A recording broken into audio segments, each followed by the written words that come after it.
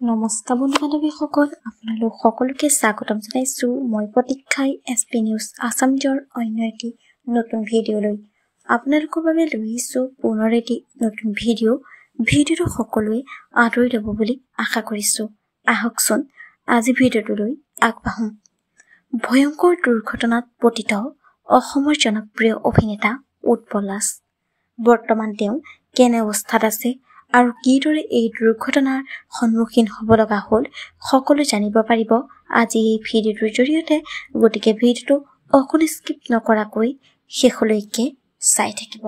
হয়, অসমৰ জনপ্ৰিয় অভিনেতা উৎপল দাস আৰু অসমৰ জনপ্ৰিয় অভিনেত্ৰী নন্দিনী কাশ্যপ দুয়ো থিয়েটাৰত অভিনয় কৰি আছিল আৰু সেই থিয়েটাৰত অভিনয় কৰি থাকোঁতেই হঠাতে দুইজন অভিনেতা পিছলি পৰে দুৰ্ভাগ্যবশতঃ আৰু দুইজন অভিনেতাই অলপ আঘাতপ্ৰাপ্ত হয়।